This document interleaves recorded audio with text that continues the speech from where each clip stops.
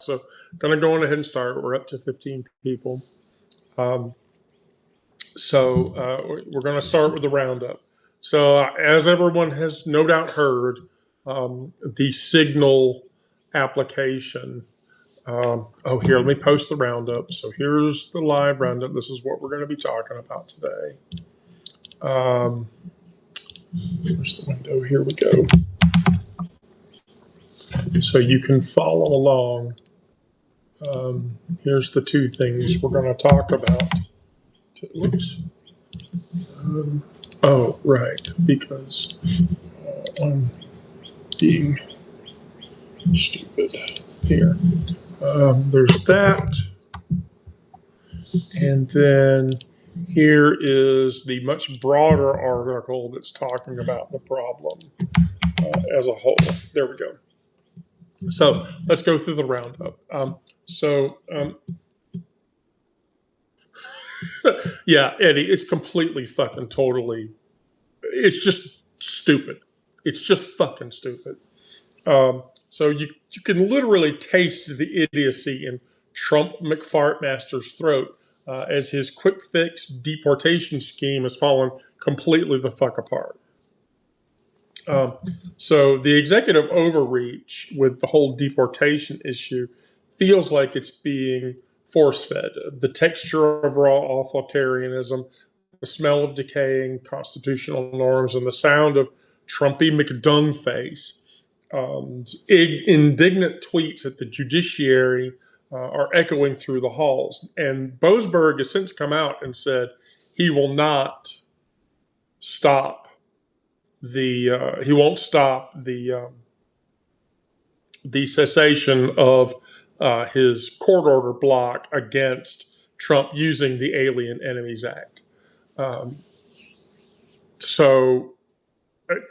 Now I will say that Boasberg did say in his statement that Trump still has the right to use normal immigration deportation channels to deport people. But that means due process, and that means following the law, and that means checks and balances, and all of the other shit. Eddie, just wait just a second. Let me get to that. So with the judiciary pressing hard down on Trump, there's a few things about this.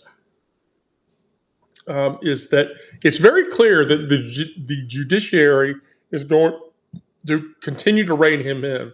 And Musk and Trump can bitch and piss and moan about impeaching judges to stop that from happening. Here's the thing. They don't have it. For a judge, especially a federal appeals court judge, to be unseated and removed from office, and I've said this before, they need 50% plus one in the House to impeach the judge. And then they need 2/3 vote in the Senate to remove the judge from his judiciary seat. At current time, they don't have those votes in the Senate. So they can impeach the judges all they want. Removing the judges, however, is an entirely different story. So Trump is aware of this. And so yesterday and the day before yesterday, it has since come out that Trump has ordered Pam Bondi to investigate law offices that have pending cases against Trump and then threatening them with legal action for misbehavior or basically whatever the Department of Justice can manufacture to stop the lawyers who are filing those cases from filing them against the administration because the administration knows the judiciary is going to stop them and block them. And Trump can't do anything about it. On top of that, you have John Roberts all the way at the top of the fucking chain who's pushing down on Trump and telling him, look, you need to quit fucking with the judiciary. And if you think you're going to fucking change the judiciary, you need to get a life. Fuck off. So as far as the court systems go, Trump can't do anything. He's locked there. if it goes to a court, invariably, especially since Biden stacked all those courts before he left office, that means that odds are anything that ends up in front of an appellate judge is going to get pushed back down. Yeah, and so now, what can the Department of Justice do? Oh, hold on a second.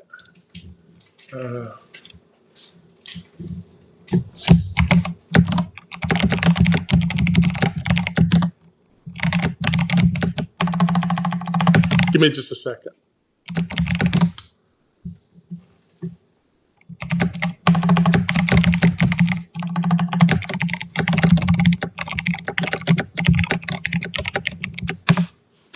Okay, anyway, so Trump can't do anything with regard to the judiciary.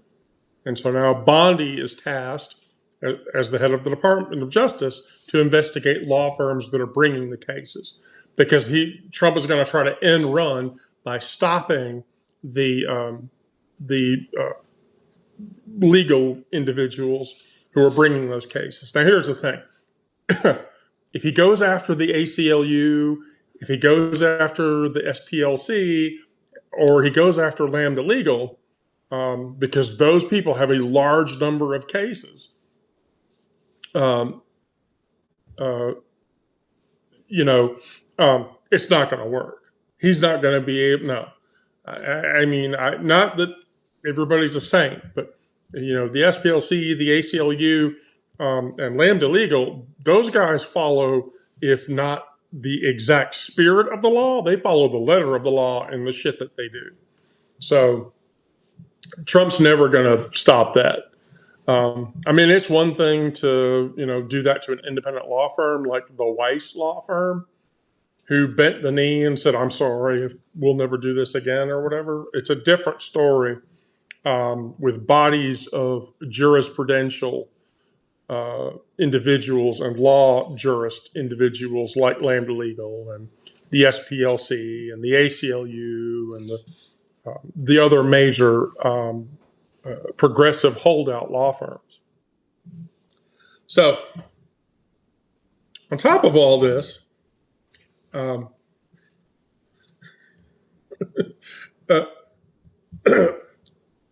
we have the Senate issue over the budget. So not a lot of people know this, but political machinery in Washington moves very, very slowly. I mean, it's a crawl towards implementing Trumparian agenda, with Senate Republicans now admitting that what anyone with half a functioning brain already knows is that nothing substantial is happening until July at the earliest. And this has pissed off Trump like huge. He's not happy about it. That timeline revelation comes directly from Senate Majority Leader John Thune. So John Thune has told Trump, nothing's going to happen until July. You just need to sit down, shut the fuck up, and deal with it. Hi, Ann. Sorry, we're in mid-talk, but you'll catch up, I promise. So while Congress reeks of excuses, Americans wait for border security and energy reforms and a tax agenda that the dumping Donald promised would materialize promptly within his first week. And the reality? I mean, we're looking at summer before any of that can even happen. We're looking at summer before any of that talk can actually happen. Thune has reportedly told his Republican colleagues in the House that the timeline, is unrealistic, and the rough texture of the GOP incompetence scratches against the American psyche, while Johnson's razor-thin majority means he can lose only one Republican vote in any vote that happens. And so their budget resolution has to be completely reworked, and no one will accept it. Will barely accept it the way the stopgap was. So if even one Republican, so if Thomas Massey says no to that vote, then the GOP are going to have to go to conservative Democrats, which means, I mean, John Fetterman would probably vote for it. But we'll see what the fuck happens. Oh, because remember, that's the Senate. That's not the House. It's a different story. Meanwhile, Johnson had foolishly declared in January that House Republican leaders were targeting April for the budget resolution bill. So the dissonance between the House and the Senate's basically saying it's not going to happen until July. You just need to sit down, shut up, and fucking deal with it. And then you have Johnson on the other side of the aisle who is saying, oh, no, we'll get it done by April. So they're not talking to each other. The left hand and the right hand, I don't even know that they're fucking aware of each other. And the delay isn't just bureaucratic bullshit. It represents months of American families choking on financial anxiety, Trump's rating going further down into the toilet, and then energy sectors have been completely frozen as a result. So the next item on their agenda appears to be transforming student loans into private debt. And one has to wonder if they're deliberately trying to fuck over average Americans by doing that. I don't know. So the whole debt forgiveness thing that's out the fucking door. So now, do you want to talk about bad technology in the White House?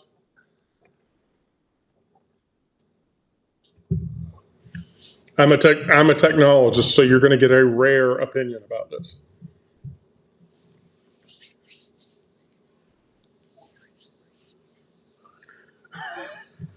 Yeah, exactly.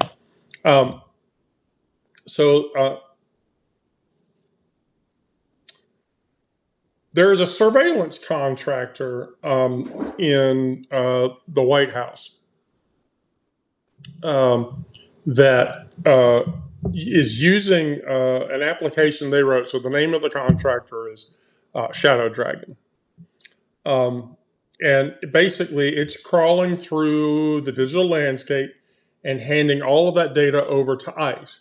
So the Mozilla organization. So the Mozilla organization is the organization behind Firefox and other of the Mozilla browser engine browsers. And they're a large, in the Linux community, Mozilla is a popular word for those who have heard of Linux or not. I have. I'm a security engineer, so my very large machine that I write all of the stuff that goes into the publication is running a Unici operating system. So Mozilla didn't mince words. They literally released a statement that said, this surveillance puts protesters, researchers, immigrants, and human rights defenders at risk. When a surveillance contractor teams up with immigration enforcement, we're talking about a partnership formed in data harvesting hell. So 404 Media published an article exposing the Shadow Dragon targeting websites. So every time you use Google, Meta, Amazon, you're potentially feeding that beast. And every payment, message, and social connection potentially flows directly into ICE's hands. So nobody asked if you wanted your digital life handed over, and really you shouldn't.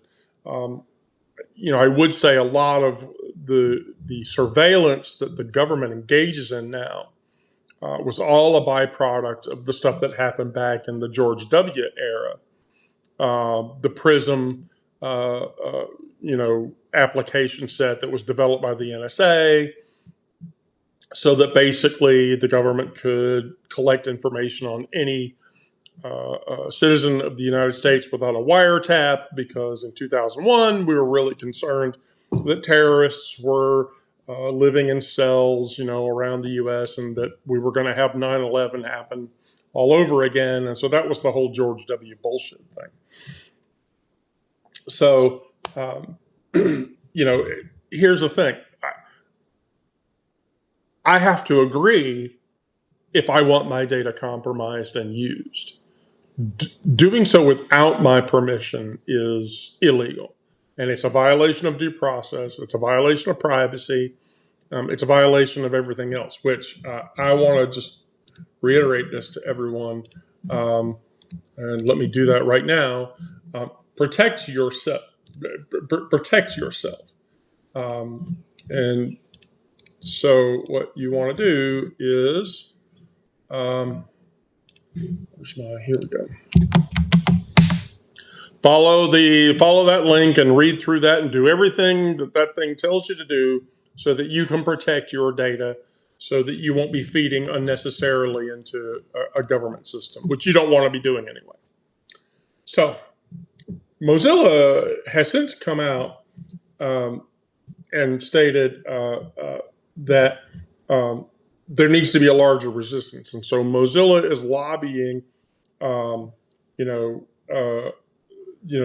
the big 30. Amber, I'll send it to you. That's the OPSEC article anyway. I think you've read that before. But Mozilla is lobbying Amazon and Google and all the other companies and telling them, if you want us to continue to support you, then so in the roundup, I'll publish all of the links to the articles in the bottom of the roundup so that you guys can search through them afterwards. Just remember, when the live is over, go back to the top level domain, thistleandmoss.com, and then click on the live roundup, and all those links will be at the bottom just as soon as I finish with the live session. Because I want you guys to have all the things that you need.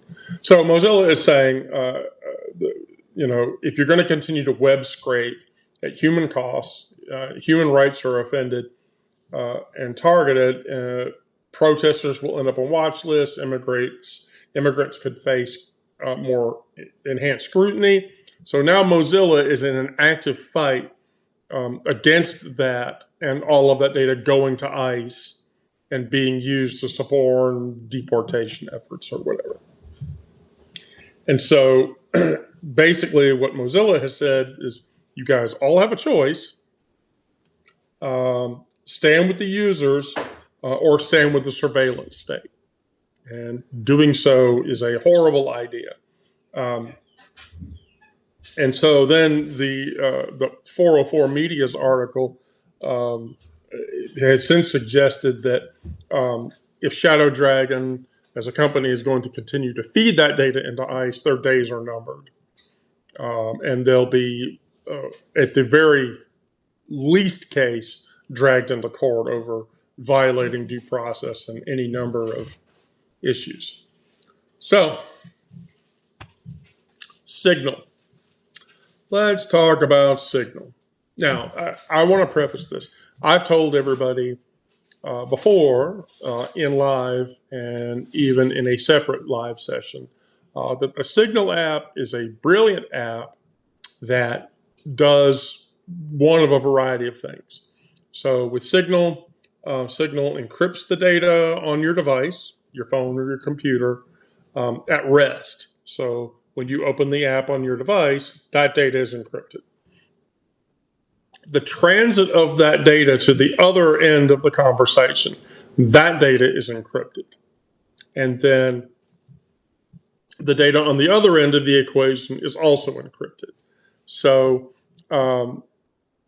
Signal is a secure way to communicate with people, and I really suggest that people use it. Here's the problem. While I suggest that people use that to secure their communications with other people, I use it, and I will give any one of you my Signal app name, and you can message me all you want and say whatever the fuck you want about whatever the fuck you want, and I literally won't care because that data is encrypted. But the government is using it, and that's a problem. And here's why. Signal is not regulated by the government. So if government individuals are using Signal to communicate with people, they're doing so in an insecure manner because it violates the government's rules around collecting communications that go in and out of government facilities. The president, if Trump ever gets a hold of Signal and uses it, it's going to violate so many fucking stipulations in the Constitutions. It's not funny because it would be very difficult to collect encrypted data streams from Signal to record everything he's ever written, which is a federal requirement. But regardless, so here's where it gets bad. So National Security Advisor Mike Waltz, Secretary of State Marco Rubio, Defense Secretary Pete Hegseth, and the CIA Director Tulsi Gabbard were caught using a group chat in Signal, where then, for whatever reason, Mike Waltz put a journalist from The Atlantic into the group chat mistakenly, and then sent top secret defense information about the Hussein attacks and what was going to happen. Targets, munitions, all the crazy shit. So a journalist ended up with all of this top secret information that journalist has no clearance to even look at or even talk about, and now has it because Mike Waltz fucked up. So Johnson has since come out and said, when asked if Waltz should face discipline or removal from the cabinet for violating executive privilege, Mike Johnson has come out and said, no, of course not. It was inadvertent. It was a mistake. He shouldn't have done it. He did it anyway. Let's not hold him accountable, even though it violates how many different iterative laws than I can describe. And so the bullshit in that is overwhelming, especially when Press Secretary KKK Carolyn Levitt, see what I did there? KK Carolyn Levitt, right. Declared that Donaldo Shitburger has the utmost confidence in his national security team. Right, Greg, but her emails. But her fucking emails, right? So Levitt has declared that Donaldo Shitburger believes in the security of his national security org, even though his national security org pretty much just fucked up and sent top secret communication to somebody who should never have seen it to begin with.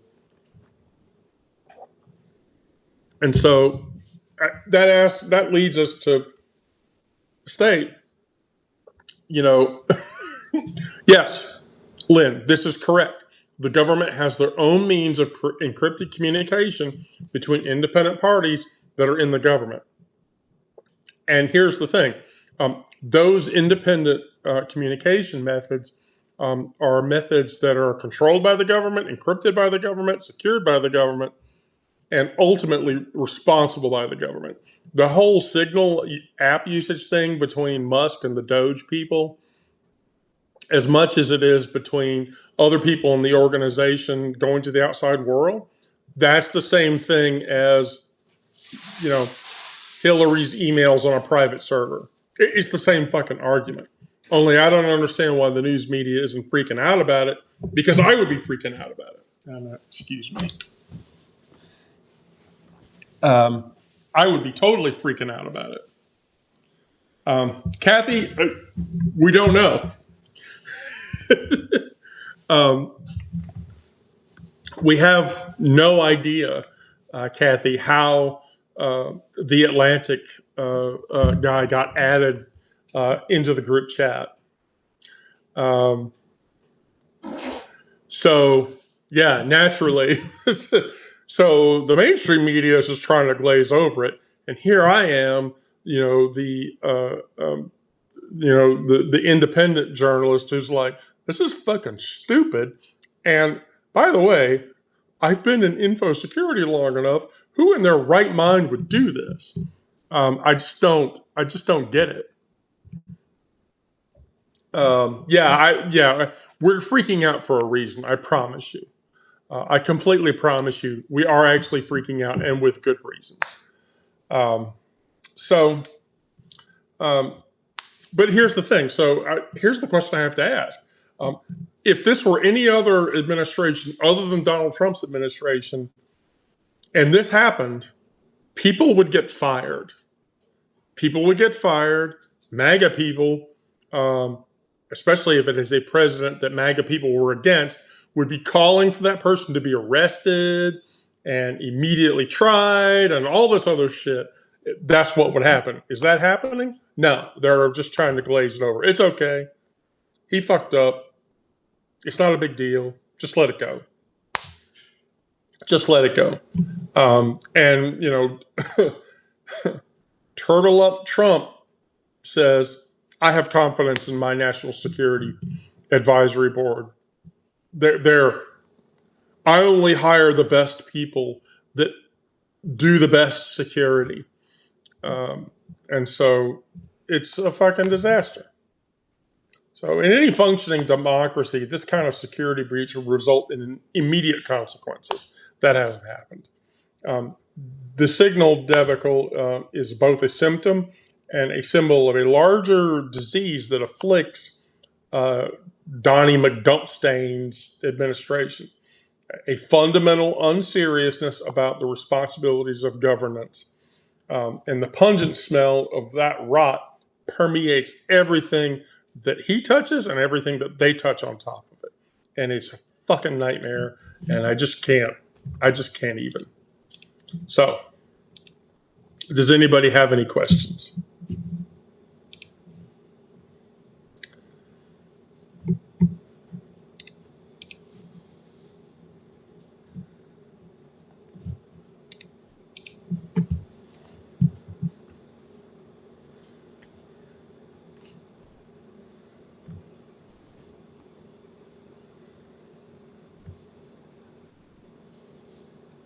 Yeah, right. Can Luigi do it? Because I think Luigi should just be able to do it.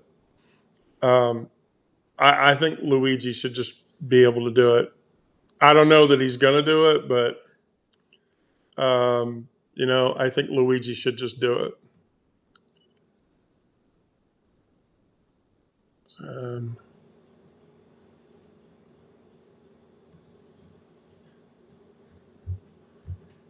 Okay.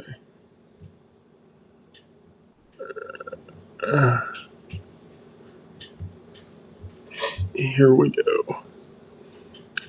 Who do we want to? We don't know.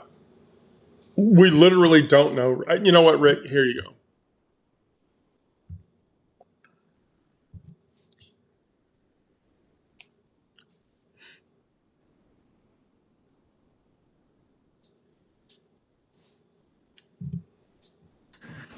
Hey. We don't know. Yeah, I was just sitting there thinking about it. I'm like, I don't know. I mean, you've been in InfoSec, so I'm sure you can appreciate this. But the idea that just because they got caught, that doesn't mean, in my mind, that we know that they've stopped using it. And I only bring it up because it's like, if you don't have some sort of audit controls in there to like go back and look, then it can be a pretty repetitive problem throughout an organization to like actually dislodge people from their habits. And that's what I was thinking about. It's hello. So you're off. Yeah. Anyway, that's I wanted to bring I wanted to bring two of you in so that we could talk about this. because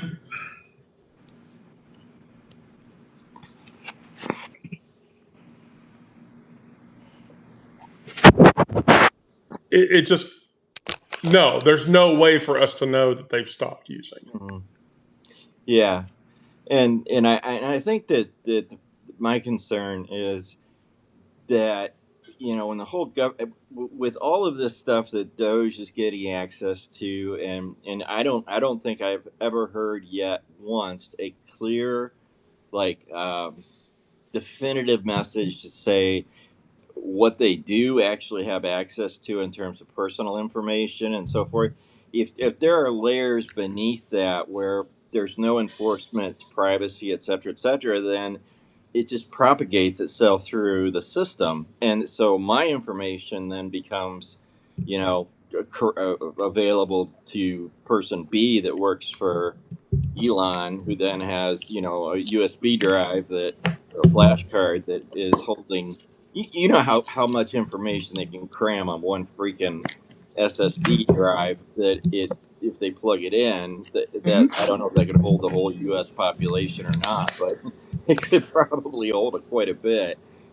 It's all text data, so it takes up almost no space.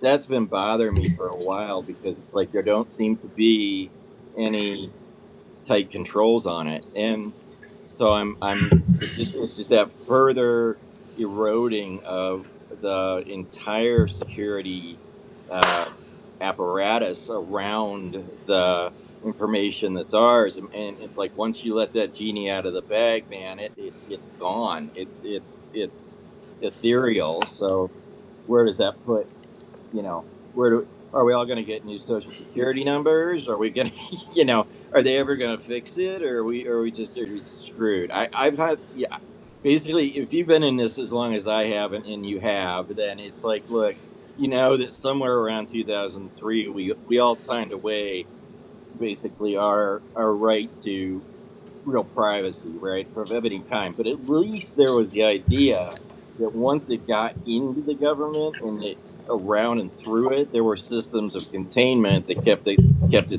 relatively out of the hands of some people or bad actors, right? Now I might as well just go out and paint my social security number on my garage door and hope for the best, right? That's kind of how I feel about things right now. I'm not acting as flippin' mad as I am. So anyway, that's my 2 cents. I think it's a bit concerning.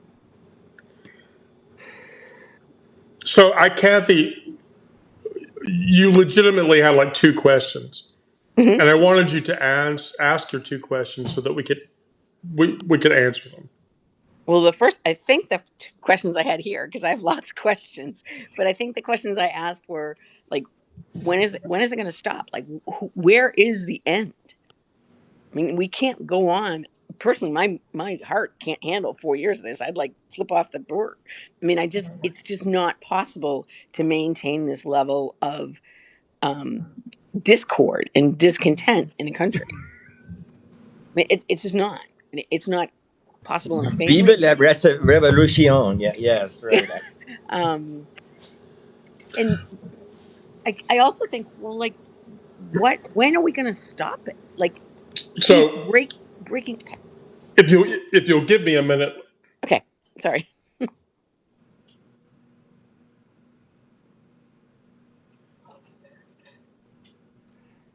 so this goes back to the argument about what Trump can do um, versus what he can't do. Okay, So the thing he can't do is he can't fight the judiciary. but he has them in the bag, so therefore it makes me very much more suspect to it. I mean, I Well, understand it was a history well, man. what's the specific? I just want to ask. I'm not So arguing, here's but the I just thing want. about that. Hmm? I'd Okay, like to understand when you say in the bag. What does that mean? from a practical perspective to you? I mean, like as you're stating the concern. I'm not trying to be like No, it's glib okay. or anything. I just want to know kind of what you think about that. I think that there are so many corrupt. I'm speaking very candidly. I think there are so many corrupt individuals that, for some reason, whether it be, I don't know what he has on, like Pam Bondi, for example. Yeah. Okay. Right. Sorry. Every time I Um, hear her name. but any one of them. I mean, Pete Hegseth. Like, my Yeah. father is buried in Arlington. He was a two-star admiral. God damn it, he's probably flipping in his grave. Like, how dare this man bastardize the military? Yeah. And yet he's like, I'm sorry, but I've been on lots of Substacks today, and they're like, he is gone. He is dead meat. He's not capable. We all knew he wasn't capable of the job that he was given. But when does it stop? We weren't able to get Trump's cabinet to be reasonable, ethical individuals. So Right. there has to be an end. We aren't going to have. Maybe we are going to have. So I don't think we can do this for 4 years. so Sorry. Is that finger right over my head? It's tell us to be quiet. yeah. So here's the thing about that. First off, the judiciary. Yeah, it's over. Yeah, the judiciary is the protective layer. But it's not. It's not a. It has no, except That's for the U.S. protective Marshals, layer. it doesn't have anything. That is what right? was designed. And so with that layer, now let's be fair. Remember, before Biden left office, he stacked all of the appellate. We're not talking about those courts. We're talking about Justice Roberts and He basically stacked all the appellate courts. So Trump given immunity, for Christ's sake, he can do no wrong. I mean, we are screwed. But Right. I have 4 grandchildren. That's all I care about. Yeah. My father fought to make sure that my siblings and I had a fair and just country. We don't have that today. And who the hell knows if we're even going to make it out of here in 3 years or 4 years with this fool. But to me, it's impalpable that we have all these. You can be I mean, the fact of the matter is we don't know. and that's the problem. You at 4 months or 4 weeks in, or 60 days, we are more screwed than they were the day that he came into office, and we haven't been able to find that stopgap. And we've hurt more and resources that we as a country are entitled to and paid into. Not just Social Security, but I'm a nonprofit professional. I want to make sure my babies out there get their food. Yeah. For Christ's sake, Trump, you don't need shit. These babies need these resources, and we as a country owe it to them. And I'm not a bleeding heart liberal. I mean, I may sound it, but I'm not. But Right. where's the moral compass of this country? That's what made America great. And Yeah. we are fucking not great now. I thought. I hear you, and I think I've thought about this a lot. Where it's been, okay, was there anything that was ever built? Oh, go ahead. Yeah, sorry.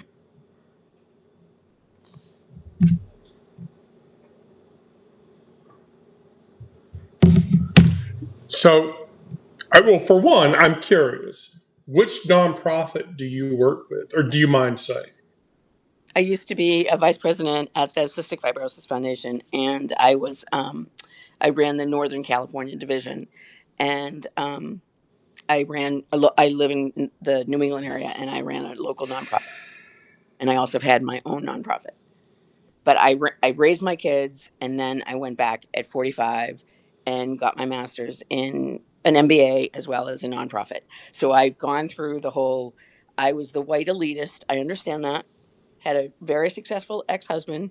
Now, when it came to an end, okay, you're on your own now, and I succeeded. But it was grit that made it. It was what my father taught me to do all along, being moral and ethical to every person I meet. And that's what terrifies me is it's so important for me to have been raised in that environment. And we as a country are not that at all. I mean, I fortunately have dual citizenship, so I'm on my way to Ireland. Wow. Because I can leave. And that's sad because I don't want to leave. I'm leaving my babies. I have 4 babies here. Well, but I can't do this. My heart won't take it. I'll be dead in a year. I hear you. Just the other kind of follow on to that is that I've been thinking a lot about was, after this nonsense with Zelensky happened, I started thinking about something because I was watching the British PM talk about it, and it was like, if there was, if from within, if it becomes almost impossible, sort of a revolutionary type action to do something where you storm something. And it's kind of ridiculous to say that because the overwhelming power of the military right now could wipe us out. I mean, we're just like drone practice targets if they want. But if the economic sanctions got in, if they got their shit together in Europe and in Asia, the reverse effect of sanctioning us for all the crap that we're doing, we don't even have to be on the political, how do you say that? We don't have to be popular. And I've wondered whether or not there's even the will to, or is this going to be a case where other countries just ride to the bottom with us, or countries interested in, like Europe has actually started to show some signs of unification and solidarity against the United States. And I hate to say it, I don't want it to be like this, but at the same time, I think we're in a hostile situation for our own freedoms, and anything that like foreign countries could do to apply pressure to us to get this out. I just wish there was an escape hatch somewhere in the Constitution to make that happen. But I've studied it. I've been through lots of constitutional law stuff myself, and it's like there doesn't seem to be any, and the alternative of like Trump croaking or something like that is just as awful until you get down to the. I mean, you have to take out Trump, Vance, the Speaker of the House, and then you got the minority leader that would be a Democratic leader. That's three. The probability of that's like in the lottery, level of happening. So, or the Hollywood fiction level, like a movie. So I don't know what the hell. The only way to get rid of JD Vance is to. The only way to get rid of JD Vance is to give him a couch. Yeah. Well, who gives his wife the right to go upset Greenland today? Yes. I mean, for Christ's sake, let's if you, as a jackass with your eyeliner, want to go to Greenland, JD, do it. But how, goddamn it, she is not. Are we paying her? Well, I wondered why did that happen? Why the hell are we? And don't we have like? Because he couldn't even handle it in Vermont. Skiing with his children. No, I don't know. I will go anywhere. Were they just like drawing straws in some meeting in the White House?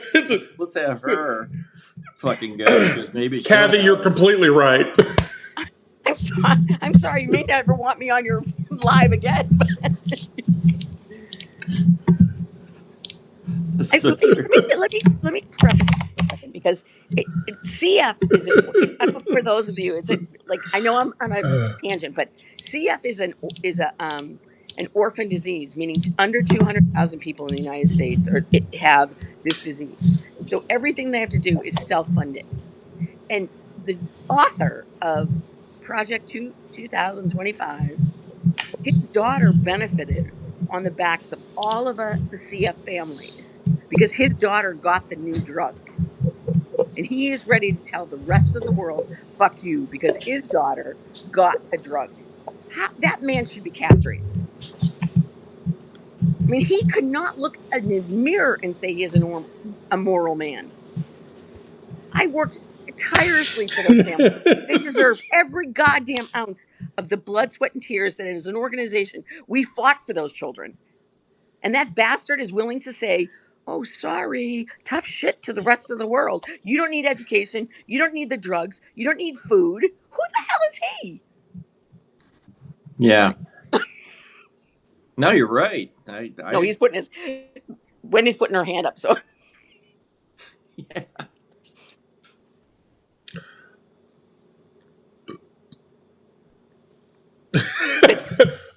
No, I wanted to say that, I mean, yeah, he doesn't have the right. And he shouldn't have the right. And two, when you going through all the shit that Russell Vaught wrote against Project 2025, I mean, I tried to condense that all down into as many articles as I could, and it literally took like 9 4,000 word article spreads to get it all out, and it was a fucking wreck. But here's the thing, yeah, it's all bullshit. And they shouldn't benefit from any of that. They do. Why the fuck? But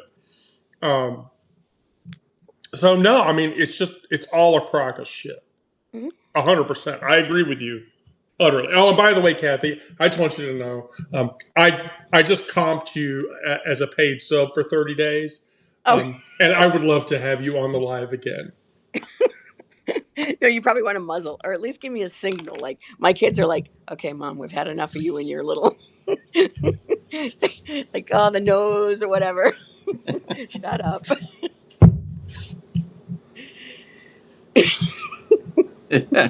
Let's not be obvious, please. You know, let's subtlety. Might not be your style, but it's mine.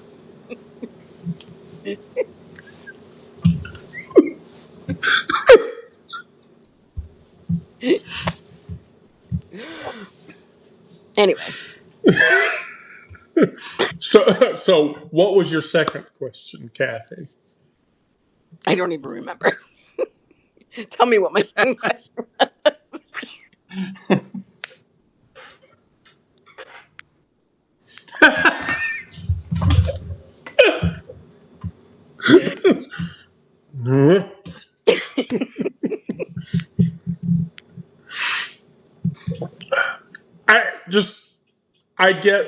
I get that everybody is afraid.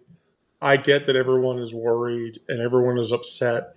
And there's this legitimate fear that the things are getting so bad that over the course of the next however many days, you know, my partner and I sit here and we talk about it. My partner's like, well, I mean, I think that somebody's going to attempt unaliving the president in 2 months.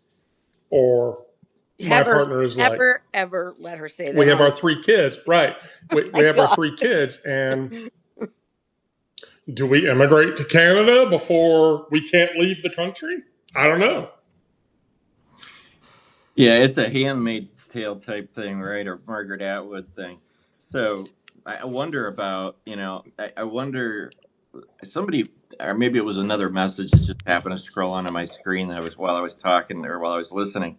But it was like, you know, the power of like popular force seems like if there was a way to unify people and let this like rage develop into a focus that can get legislation moving to make the people who are in charge of actually governing the government on the legislative side, there are options there, right? And then the second thing that came to mind was I was on something with Heather Cox Richardson, and she, if you don't know who she is, you should subscribe to her today and get on that part of the world, because that's a really informative Substack that she's got going.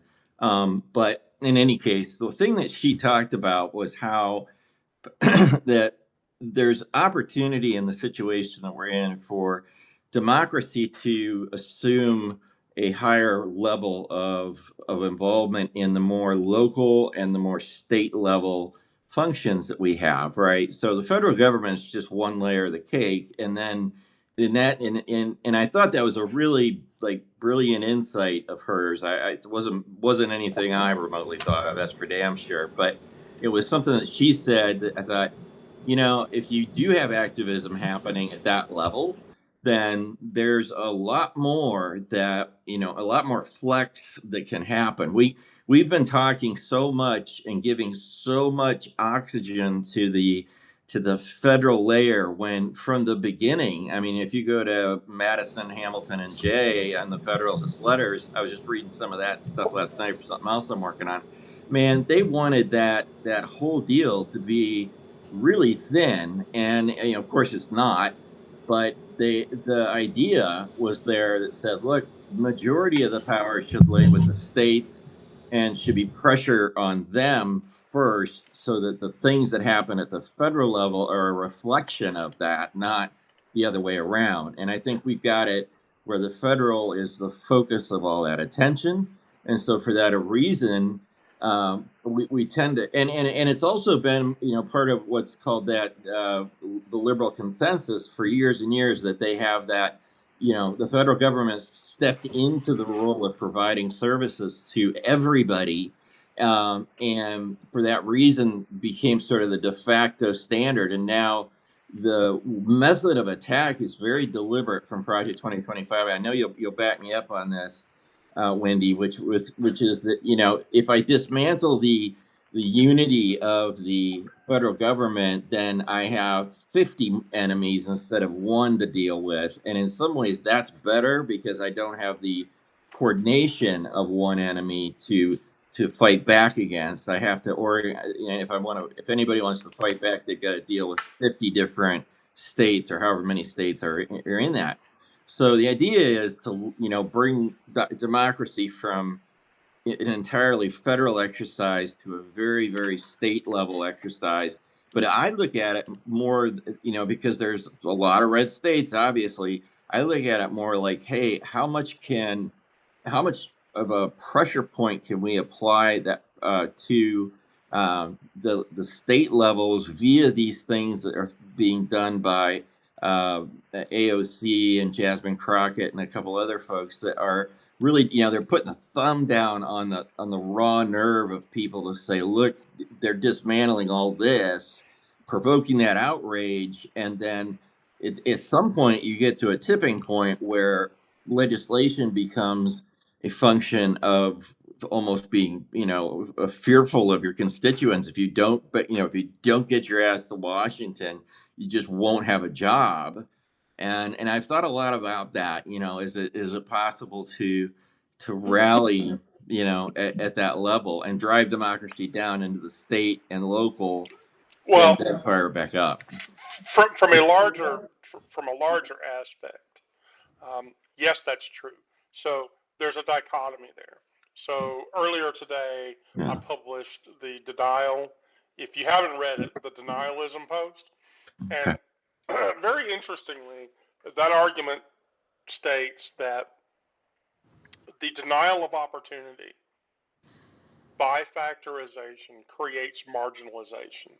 And marginalization is known by another word, racism. And that's the intent of of the body of the administration. Now it's funny because I admitted to being a Law and Order fan, and I was watching a Law and Order episode, and Sam Waterston, who's one of my favorite actors, said that, and I was like, "Yep, that needs to be an article because I have to write about this because we're experiencing that now." But here's the thing. So the federal government is just a single layer, and what the federal government can do versus what state governments can do is entirely different.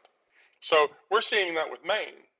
The Maine governor's like, I'll see you in court. Trump's like, okay, I'm going to cut off your federal funding. And then the Maine governor shot back and said, okay, we'll stop paying federal taxes. Right. I love that one. Yeah. Yeah. And so Yeah. here's the thing about that. If she did that, that would effectively trigger, very likely, a secession of Maine from the Union, which we haven't seen in well over 100 years. Why do you Well say over. secession? I'm just sorry if No, that's a word that caught my attention too. Do you really think that in today's day and age we're going to have a secession? I mean, here's the thing. Yes, it's legitimately possible. If the federal government severs a state and says you are no longer going to receive federal benefit, I think a state has no choice but to secede from the union. Well, Because that's the whole point. You know, in the case of the Civil War, South Carolina seceded from the Union because they didn't agree that they needed to stop having slaves, and the whole states' rights issue started. It's the same fucking thing. Maine says, I'm not going to obey your trans ban in sports or whatever. As a trans person, I have to tell you, I'm thankful for that. But regardless, and make no mistake, I'm not a sports person. I'm 52 years old. I can barely stand up every day, credibly.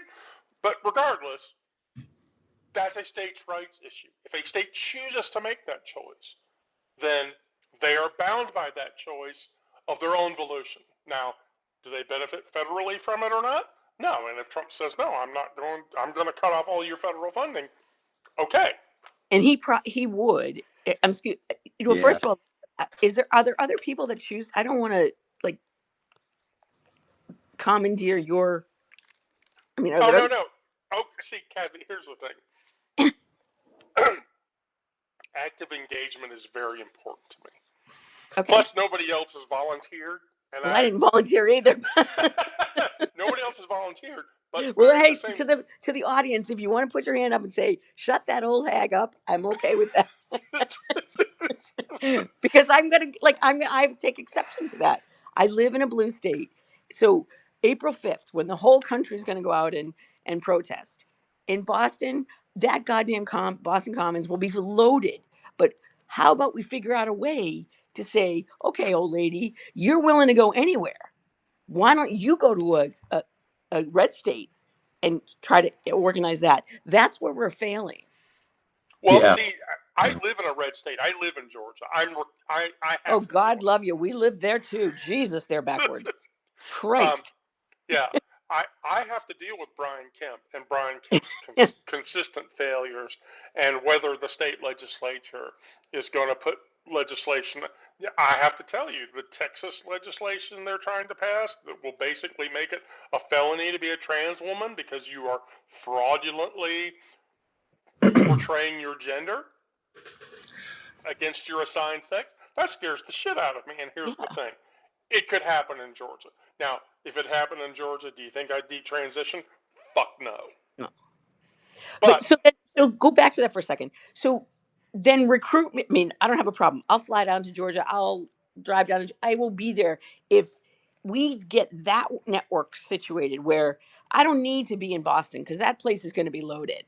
So what we need to do is find people like myself that are willing and have the capacity to go to other places and say, I mean, I'm happy to be in the middle of a cut. You know, I don't have any. Can I interrupt with something though? I'm so sorry. Please. I don't want to do that, but here's a thing I just want to stick in your head and get your reaction to. Okay, so I've had this issue for a long time now. Just to be transparent, I'm not going to go into any of the real details, but I grew up in a mother was a professor, father was a teacher, two brothers are teachers.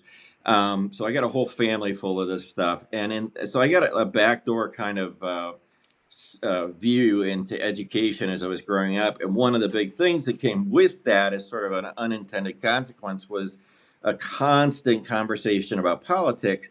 And in my family back in the '80s, being a Gen Xer, we were mostly Reagan people for whatever reason. I was too young to get be able to have my own thoughts at that point on a lot, and I mean express them. But the point was that it got me thinking. Now, I've when I started traveling to other places and saw the social issues that other states were dealing with, I really began to understand why progressivism was important, or why particularly some specific liberal ideas were important. So I became, I went from, conservative is good because we want, if you remember the stereotypes, I think you guys on this call will understand. the stereotypes of the black lady who is the rich, entitled racist, or not, excuse me, black lady driving a Cadillac, picking up food. Back in the Reagan days, that was the big stereotype that got shoved down our throats. It said, this is the corruption that's underneath that. And there was not a distinction made between the fact that's a crime, and yeah, that did happen one time, and then the whole shitload of people who were actually legitimately receiving assistance because they absolutely had no other alternative available to them. That was the kind of introduction to reality that I got. And when I had it, it was like, oh, well, yeah, of course, this is how you treat other people. This is this is the right way for me. Now, here's the thing that all that goes to. Arrive in the year 2025, and here's Rick on this side of the thing going, what's my landing pad on the Democratic side of the world, right? And I will tell you that not if you just erase the latest Chuck Schumer horse shit with the budget and all that, go to the bigger platform, okay, and ask yourself the question: are you comfortable, landing on that party with all that fucking dysfunction that is existing? First of all, they haven't done what the Republicans did, which was mechanize the communications to get messages out to people in rural areas and push their bullshit. And then secondly, on the Fox News side, they've got a whole media channel dedicated to it, where I know there's MSNBC, but it's a different flavor. Okay. And I'm not saying we should be the Republicans. I'm just saying they've mechanized the efficiencies of communication and technology to push this stuff out. There's not one, there's two different social media platforms for a right wing racist lunatic to go on and start spouting off their bullshit. We don't have one that is totally functional except for Substack, right? I'm here because of that. And the the dichotomy of all this, the cognitive dissonance that I cannot get over, is that even if you get me to scream in pissed off anger at every single thing Donald Trump and company does, I am still not comfortable saying to you, well, sure, I'll just sign up to be a tree hugging Democrat or something like that, because it's not only ideologically kind of risky to me. I'm not that far into it. I have some ideas about that, but my other reason is just they're so goddamn dysfunctional and can't unify their own party on in a crisis, for fuck's sake. Okay, we're not sitting around here like having a coffee and tea debate. We're talking about foundations of democracy are imploding beneath our asses, right? And they can't get their shit together in those circumstances. They're still debating why Harris lost. Who gives a fuck, right? That's done. It's over. Right. You know, and we're still litigating those things in social media. Are you fucking kidding me? And so that's where I'm seriously like, okay, there needs to be a repair of that particular layer before a lot of people would sign up to say, yeah, I'll, like you said, I'll get on a plane and go to Georgia, or I'll go, I'll do whatever, because there's a lot of us still sitting here going, wait a minute, I don't see the leadership. And these little motherfuckers went on January 30th and February 1st and elected the least possible likely in the most media forgotten event that ever happened, brand new leadership into the Democratic Party on those 2 days. And they had been lobbying through the month of January for who was going to take the helm on that thing. I don't even remember the guy's name. But anyway, that isn't the point. The point is, they've done nothing as a party to really build up confidence from my perspective. And if you guys disagree, please tell me why, and I want to hear it. I'm open-minded. I'm not a jerk about it. I'm only passionate because I'm trying to make the point that it's like, if we jump off of one thing onto another, what is the other thing, is my question. And right now the thing looks like shit Right. for me. So here's the problem, and this is another problem that we have, and you guys are older, you'll understand this because, like me, you were around when the shit happened. Um, so there's this categorical belief that people have in their head that the Democratic Party is entirely liberal and the Republican Party is entirely conservative, and that's Right. bullshit. That's bullshit. You can't say that because you're aligning ideology against party. And so back in the 50s and 60s, there were infinitely more conservative Democrats that existed who were farther right of the spectrum and were diehard Democratic Party members in the same capacity that the Republican Party had some fairly moderate Republican people. And you sort of just have to factor that in. One of the biggest arguments, and I hate this argument, they use it all the fucking time, is the Democratic Party is the party of the KKK. Okay, yeah, I completely agree with that. You're using a false dichotomy by saying that. Right. Because literally all of the Democratic Party members who were fans of the KKK were much farther right conservatively than even the Republicans were of that time. So, and the very clear representation of this is David Duke. David Duke was a card-carrying Democrat Party member for years, and then the Democratic Party started to lean liberal and progressive because 60s counterculture happened. Yeah. Early 70s culture happened. And then the Democratic Party was like, oh, it is time for social issues to progress, which is what happened. And so fucking David Duke got mad, registered as an independent, ran for president, that fucked up, registered as a Republican, and then got into Louisiana's House. And now he is a card-carrying member of the Republican Party. So it's not about party affiliation. Yes, there needs to be a social drift towards progressivism. I mean, look at Bernie. Bernie is not a member of the Democratic Party. He's an independent. Mm-hmm. And I'm not a fangirl wrapping myself around Bernie, but he's a pretty intelligent guy. Everybody I know, especially down here living in the red state I live in, they all think he's a fucking communist, but Do they know what communism is? no, none of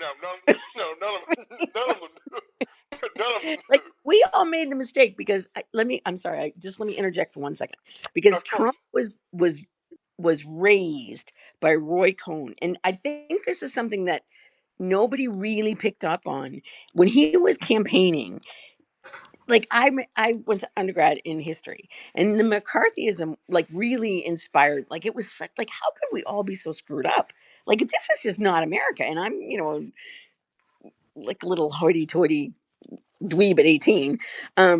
But Roy Cohn was reared from McCarthy was his buddy, and they in turn Roy Cohn was Trump's leader, and nobody ever talked about that. This is the goddamn start of it all over again.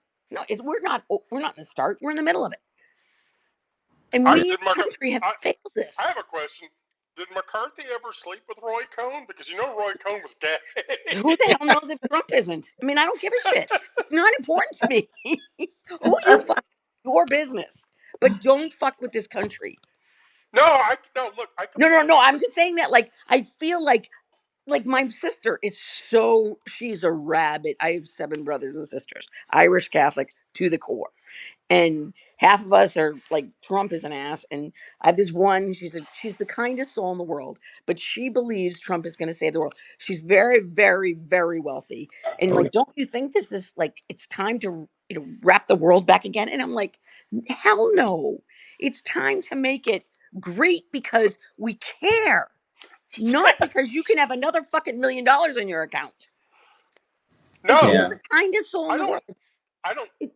It's unbelievable to me. And I look at it and I say, that's exactly what McCarthyism did. And that's how he raised, and he talks the same way. Let's deny it. Let's blame it. That is his MO. And nobody picked that up and said, has anybody ever heard of McCarthyism in our today's day and age? No. kids don't know about it. When I told my kids about Joe McCarthy, and let's be fair, I want to be very clear. McCarthy dragged Helen Keller in front of and accused her of being a communist because she cared about disability rights and because she cared about the rights of the middle class and all these other things. How fucked up do you have to be to drag Helen Keller into a Senate meeting and ask her if she's a communist? She's not going to hear you, but communicate to her that she's a communist. How fucked up do you have to be to take away the education department in front of the child that doesn't get the services now, but you spent $1 million to make it pretty in the pseudo school to say, sorry, buddy, fuck you. You're not going to have the services you deserve and are entitled to. For Christ's sake, we pay our tax to do these things for people that need it. Sorry, Right. Yes. I am way. Well, Don't ever call on me again, teacher. no, Kathy, that Oh, no, I want no. to tell you, I agree. I'm sorry, doing everybody. It's like my ideological map is totally in sync with yours as far as it goes, because I'm not, this is where the whole conservative / right side of the argument fell down for me many decades ago now at this point. But it's like where, like I said, as a kid, I was looking at, parents who were Republicans, et cetera, et cetera. But I quickly grew out of that because of the fact that I saw the world. I mean, I literally went places and I did things and I interacted with people to understand the bigger problem picture of what we're living in and why you want to have things like the New Deal in actually work and have the 4 freedoms and have these other things that are implemented at that level. And now I don't, there seems to be this gigantic bus-sized hole in the wall where people were driving in and out going, no, we don't, we're this or we're that with respect to to being democratic. And I didn't want to take us off topic, but I did want to point out that when I started this whole thing, that the landing pad isn't there. It's like, well, yeah, okay, if not Republican, then what, right? And that's the we can't all go vote for Bernie. He's, as much as I love the guy, and he's going to be pushing up daisies in 20 years probably. So I'm not wishing it upon him in any way. I'm just saying it's Bernie is Bernie, right? And there's a lot of people who fucking hate that guy, and I haven't known him that well to have an opinion of that strength. But in any case, I'm saying there aren't a lot, and I'm sorry, but Hakeem Jeffries, holy shit, God. The book tour, I the book fucking tour. my head exploded when that motherfucker stood up and talked, and he's like, well, they run 3 areas of the government. The Republicans are in charge of everything. There's not a fucking thing we can do. I wanted to reach Throw a set of through the balls. TV. Well, fucking Nancy Pelosi told him you have power, you should fucking use it. And He was my rep for the longest time in California. Look, if they're not going to use the power they have, I'm fine. But that just feeds back to the original argument. But you need to use it wisely. And where yes, exactly. A book tour when we're like amidst this. Hey, you're in the House of Representatives. It's the Senate. Well, screw you. Is this not all team effort? You should have been there busting your balls to make sure that did not go through. And Hakeem, you're writing your book. Oh, Schumer, you're right. You're doing your book tour. He at least had the common sense to get off of his book tour. But did he do shit? No. You should have been on your book tour. That's the thing. With respect to Schumer, Schumer is back to being a moderate to maybe right-leaning Democrat, and it's like, no, we need to get off of that boat, and we need to continue to shift progressively, this right, this left, in this direction, socially and progressively, because what we have isn't working. And this is why opinions about the Democratic Party are as low as they've ever been. Yeah. Because we need to love in. I was not part of that in my day and age, but we just all need to be kind to one another and just say, I don't care what you are or who you are, or what him, them. I don't give a shit. Are you a kind human being? Do you take care of the world? and move on. See, Kathy, exactly. So for a long time, back when I started my gender transition, um, every Saturday I tell this to people, and people who know me can profess to this. Um, I had brunch at my house on Saturday, and if you knew me, you would come to my house. I was cooking random food or whatever. I literally did not care. You come to my house, eat food, and leave for free. Mhm. I wouldn't even take money for the food. And so I did that for like 18 months, 2 years, 3 years, whatever. I got out of the habit. But anyway, there were times I had like 30 people in my house. Trans women, gay people, minority people, my neighbors who were rigid Muslims who were hated by the people. Yeah, That's my awesome. neighbor. Yeah, and so I'm like, if you're that person, come to my house. Let's everybody else do this. Let's stop fucking arguing about whose money and who's making another $1 billion worth of money and give a shit about the rest of it. Ah! Yeah, yeah, that's honest to God the truth.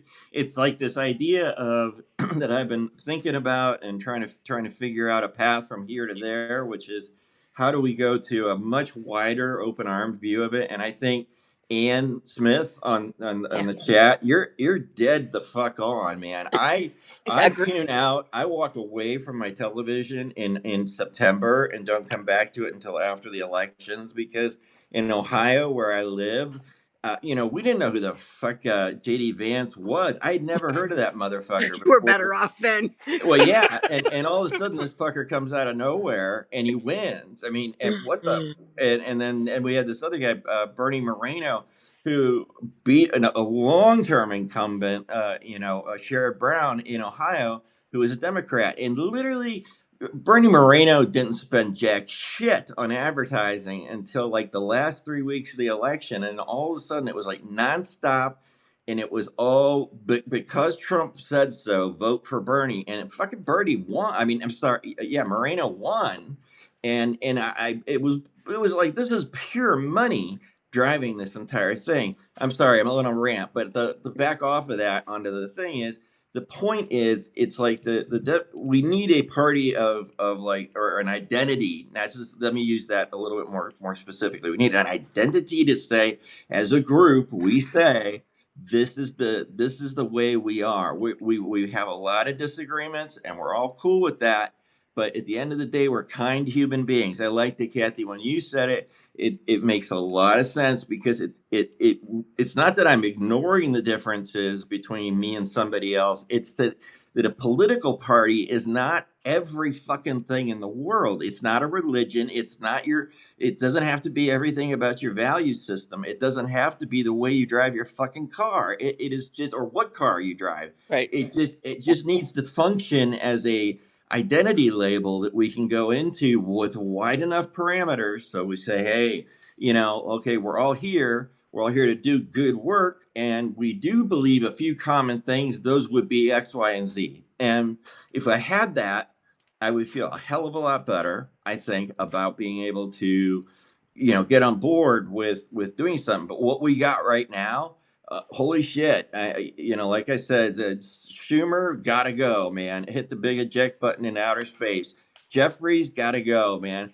Give me AOC any day of the week. I don't care how young and whatever she is to the rest of the Democrats. She is, and even Jazz, not even, but and Jasmine Crockett and Yeah.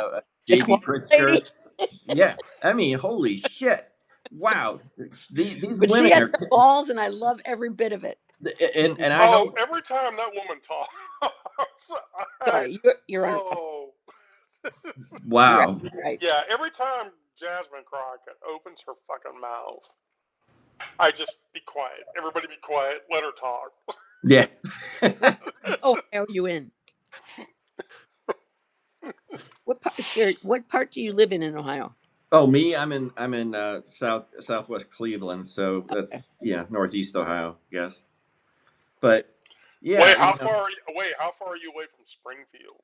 Yeah, 70, 80 miles. But I'll tell you what, that's the governor's fucking hometown in Ohio. And when that whole thing started, I was going down to, don't think of me as like some crazy nut when I say that, but I was going down to, I'd been thinking about and planning to buy a firearm.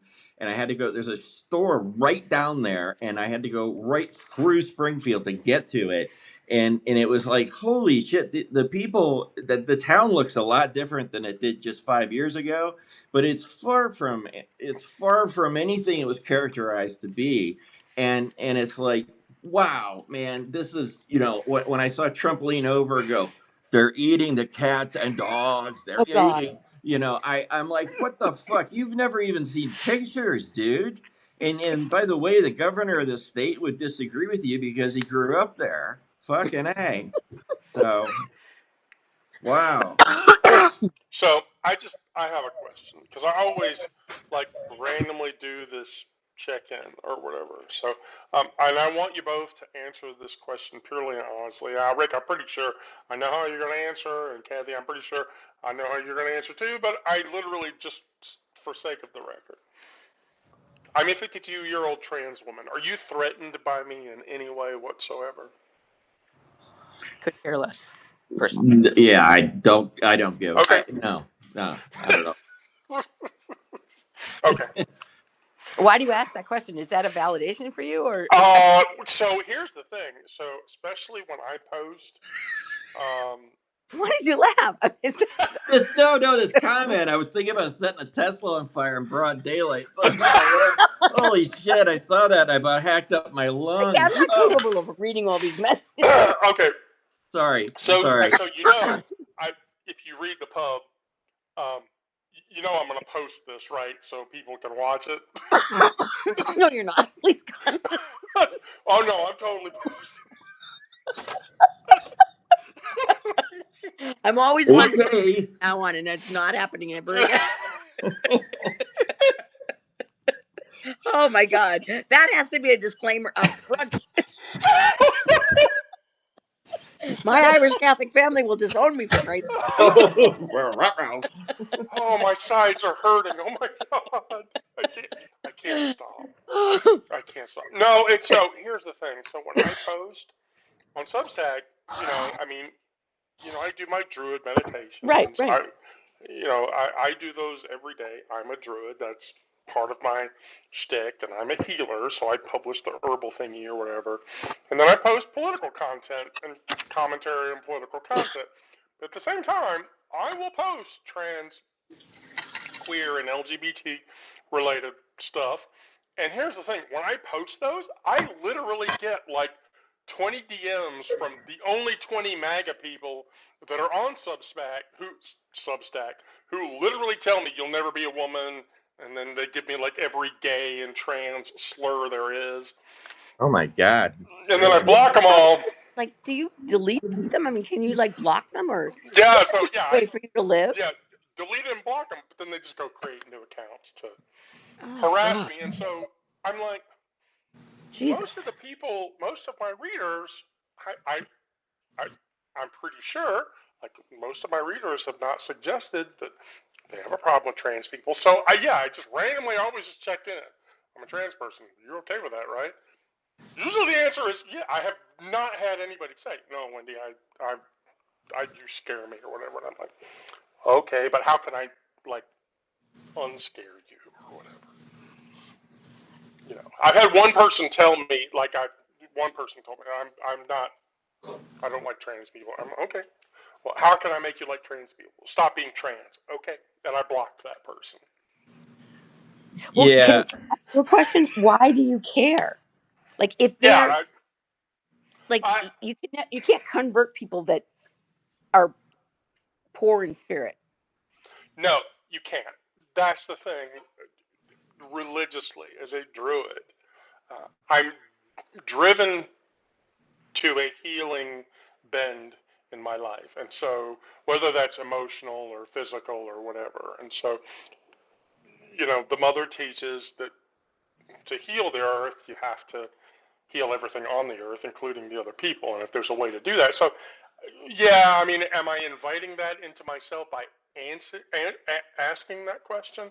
Yes, but at the same time, too, it's like, well, but I would also want that person, when someone comes to me and says, I have these physical problems, what can you do? And I'm like, well, okay, we can sit down and we can have a conversation. I'm going to tell you to buy a shit ton of herbs.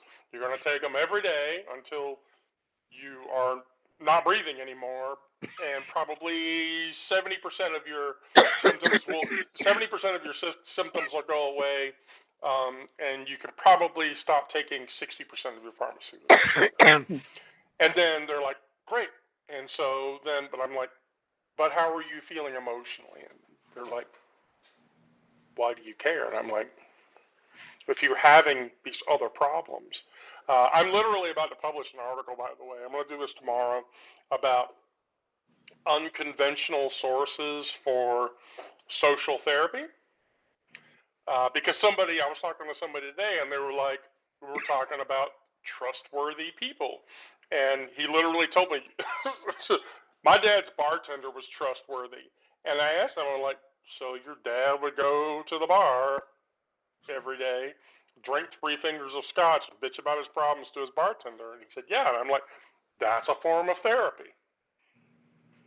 Very unconventionally, the way that we reach out to people is the way that we can ultimately heal all the wounds. Or anyway, so that's why I do that. Yeah, I'm like, people say that to me, and I'm like, well, how can I not make it that way? And if they resist, that's their choice. But I took that step to just say, You know, and I think, I'm not good at reading posts. I don't usually even read them until like I'm done. But Ann Smith just had like that you were being courteous, like that's why you're asking. And I think that's wonderful. I hadn't viewed it that way. I was viewing it as you don't need validation from anybody else but yourself. I mean, I'm still working on that part of it. I haven't mastered it at all, but it's like if they don't value you. Oh my God, Ann! Wow, I gotta meet you. Holy shit! Ann Bondi is going to put your ass in jail there, Ann. That's right. Better plastic surgery your ass and anonymity, man. That's gonna be a really big All right. problem. I have to be out of here because I have to go do an asthma treatment as we're talking about it. It was wonderful. Don't ask Kathy, me. thank you very much. It was nice speaking with you all. Thank you so much. Bye. Bye. Here you go, Rick. Before we turn the session, because it's 8:30 and I have to go. We're gonna. Here you go, Rick. How you doing, God, Rick? my heart! Oh, it fluttered. That is such And a I don't beautiful know if you've thing. met my friend Rick, but you should meet him. Hi. I was sitting here Yeah. laughing my ass off, and I'm telling you what, when Rick was talking about having that gun, I'm like, oh, hell yeah. I was thinking about setting a Tesla on fire in broad daylight, honey. And when you talked about therapy, I said, well, maybe I ought to go see a bartender or something. Your way's better, Wendy. Oh, that's funny. Okay, so we're on the live, right? And my Yeah. friend Ann, I'm talking to my partner. My friend Ann is on here, and Ann keeps saying like the best way to deal with your problems is to go set a Tesla on fire. In broad Very daylight. nice. Remember that. That's right. Yeah, if you feel bad, go set a Tesla on fire. You'll feel better. I'm looking around my neighborhood right now. It was nice meeting you, Rick. Nice meeting you. Tatiana, we're good people. We have a good time here. I'm the maven of the publication, but trust me, if you come back, I'll invite you into the live, and then you can talk and say shit, and it's okay. Yes, ma'am. I'll be waiting. Got it.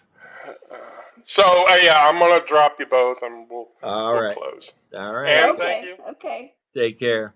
Rick. Always. Oh, wow, this was a really amazing session. I want to personally thank all of you. Which, by the way, there's something that I have to go over. And the thing that I have to go over today is,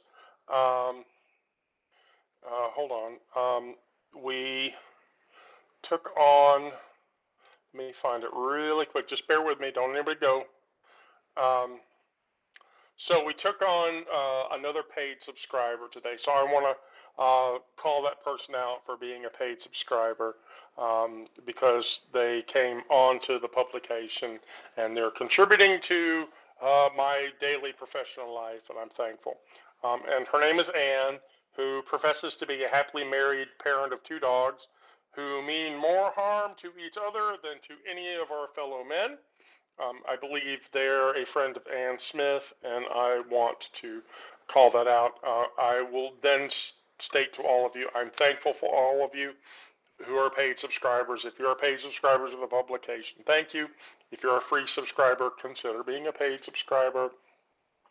I have a couple of deals out that make the monthly charge like $2 or $3 or whatever. There's a percentage on the monthly, but anyway. I'm working on the books. I hope to have the herbalism book and possibly the first of my biographical works done by the summertime. I really want to get the herbalism book done by at least April or May. For anyone who is a paid subscriber, you will basically earn a 35% discount on all of the books that I publish. And then I'm working with a distributor to distribute t-shirts. So I'm going to put a t-shirt store on the publication, excuse me, so that we can do some merch. Because people have asked me, can I get a shirt? Can I buy a coffee cup or whatever? I'm working on that too. That'll be for paid subscribers, the store. So I'll just warn you about that. But if you're a paid subscriber, you'll get a discount on those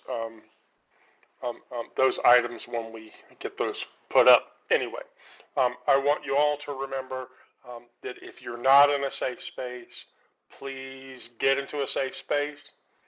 If you're in a safe space, stay in your safe space and do what you can. We can't make it without you. I can't make it without you. And no one else can make it without you. Kathy in particular. It was an amazing experience, and I'm thankful to all of you. Stay strong. And remember, the only way we can get through all this is with each other. And I love you all, and good night.